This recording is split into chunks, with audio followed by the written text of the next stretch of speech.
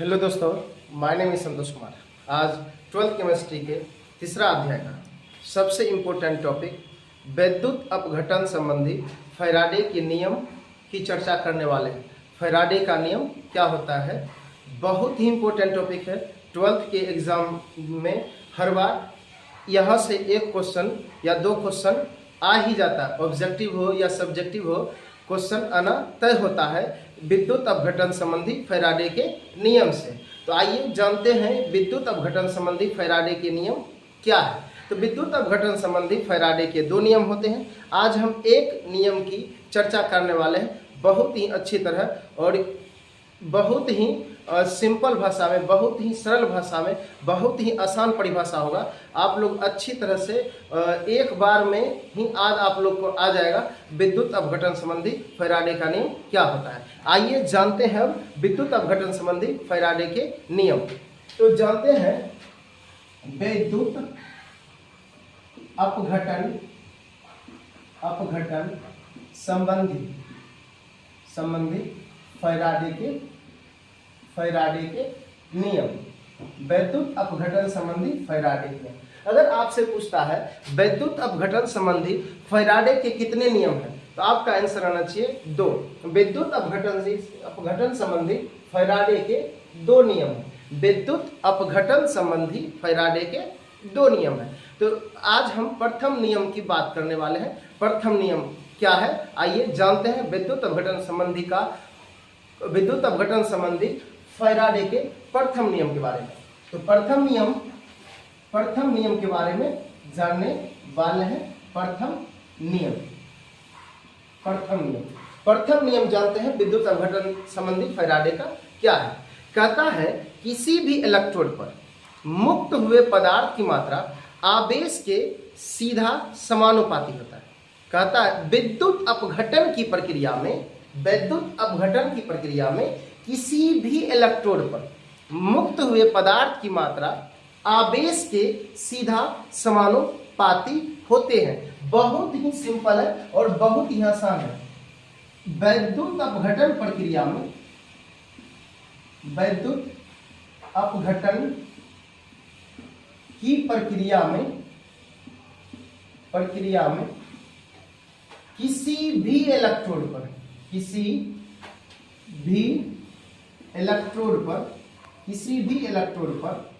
मुक्त हुए पदार्थ की मात्रा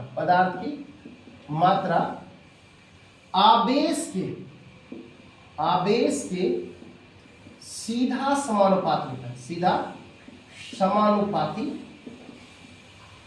होते हैं। अगर आपसे पूछा जाए फैराडे का प्रथम नियम क्या है, विद्युत अपघटन संबंधी फैराडे का प्रथम नियम को लिखे, तो आप बता सकते हैं विद्युत अपघटन की प्रक्रिया में किसी भी इलेक्ट्रोड पर मुक्त हुए पदार्थ की मात्रा आवेश के सीधा समानुपाती होते हैं। जैसे ये आपका एक विद्युत अपघटनी सेल, यह आपका एक विद्युत अपघटनी सेल है। इस विद्युत अपघटनी सेल में 2 इलेक्ट्रोड होते हैं, जिससे एक को एनोड कहते हैं और दूसरा को कैथोड कहते हैं। याद रखिएगा विद्युत अपघटनी सेल में 2 इलेक्ट्रोड होते हैं। एक इलेक्ट्रोड को एनोड और एक को कैथोड कहते हैं। अगर ये एनोड होगा, एनोड है, इस एक इलेक्ट्रोड को एनोड कहते हैं, इलेक्ट्रोड पर प्लस चार्ज होता है, और दूसरा को क्या कहते हैं, कैथोड कहते हैं। इसका क्या होता है, माइनस चार्ज होता है। अगर इसे किसी विद्युत आवेश दिया जाए, इसको आवेश दिया जाए, तो इस आवेश देने पर इससे प्रवाहित होने वाला आवेश जो Q जो होता है, प्रवाहित होने वाले आवेश जो होता है, प्रवाहित होने वाले आवेश Q है। तो और इस इलेक्ट्रोड पर मुक्त हुए पदार्थ की मात्रा W है। इलेक्ट्रोड पर मुक्त हुए पदार्थ की मात्रा W है। तो हम लोग फैराडे के नियम से लिखेंगे W समानुपाती Q लिखेंगे। W बराबर हो जाएगा, समानुपाती हटाने के लिए यहाँ Z देना पड़ेगा, Z Q। जहां Z एक नियतांक है, जहां Z एक नियतांक है, नियतांक है जिसे जिसे विद्युत रासायनिक तुल्यांक कहते हैं, विद्युत रासायनिक तुल्यांक कहते हैं। याद रखिएगा, बहुत ही इंपॉर्टेंट टॉपिक है। विद्युत अपघटन की प्रक्रिया में किसी भी इलेक्ट्रोड पर मुक्त हुए पदार्थ की मात्रा आवेश के सीधा समानुपाती होते हैं। तो W समानुपाती Q, W समानुपाती को हटाने के लिए एक कांस्टेंट Z है, Z एक नियतांक है जिसे विद्युत रासायनिक तुल्यांक कहते हैं। चूंकि Q बराबर IT होता है, चूंकि Q बराबर IT होता है, इसलिए W बराबर हो जाएगा Z I और T हो जाएगा Z I T। W बराबर Z I T हो जाएगा, W बराबर Z I T, W बराबर Z I T हो जाएगा, W बराबर Z I T। Z बराबर एक फॉर्मूला होता है, चूंकि Z बराबर E बटे F होता है, चूंकि Z बराबर E बटे F होता है।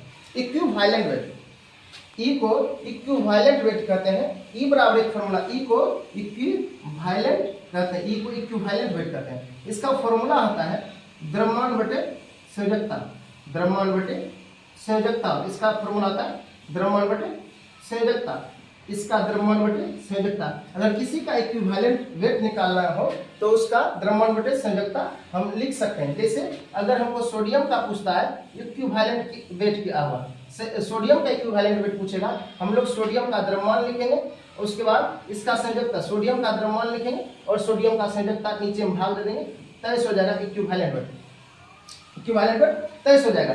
अगर हमको मैग्नीशियम का इक्विवेलेंट निकालना है, वेट निकालना है मैग्नीशियम का, तो यहाँ E बराबर होगा, मैग्नीशियम का होता है द्रव्यमान 24 और इसका क्या होगा, इसका संयोजकता 2 होगा, हम इसको लिख सकते हैं 24 बटे 2 12। इक्विवेलेंट वेट जो होता है इसका 12 होता है। E बराबर द्रव्यमान बटे संयोजकता होता है, द्रव्यमान बटे E बराबर द्रव्यमान बटे संयोजकता, E बराबर द्रव्यमान बटे संयोजकता, ये इक्विवेलेंट वेट है, इक्विवेलेंट वेट होता है, याद रखिएगा।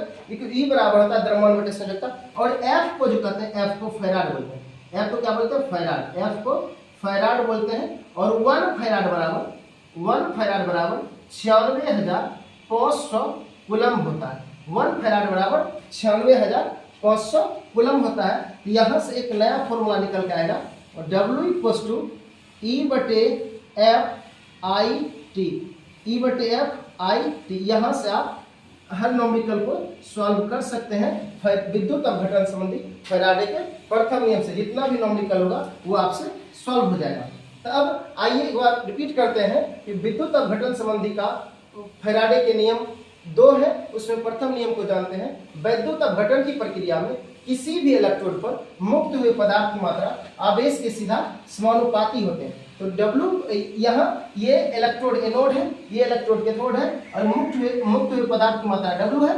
तो आवेश प्रवाहित होने वाले आवेश Q है, तो W समानुपाती Q, W बराबर ZQ, जहां Z एक नियतांक है जिसे विद्युत रासायनिक तुल्यांक कहते हैं। चूंकि Q बराबर IT होता है, इसलिए W बराबर होगा ZIT।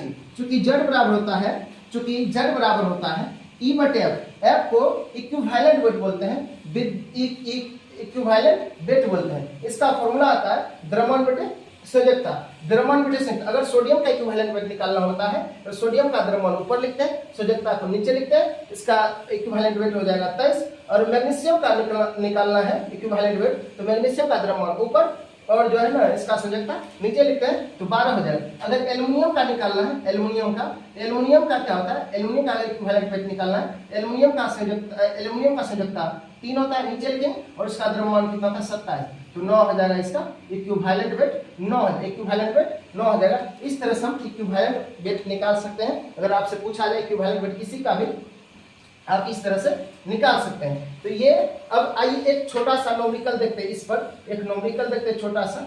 जैसे देखिए, यदि NaCl के विलयन से NaCl के विलयन से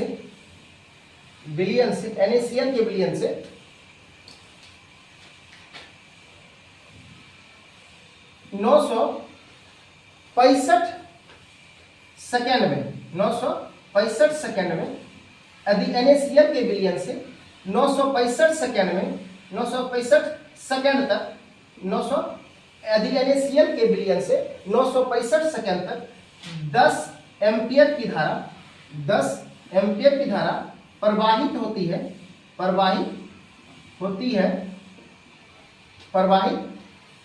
होती है तो कैथोड पर मुक्त हुए सोडियम की मात्रा बताइए।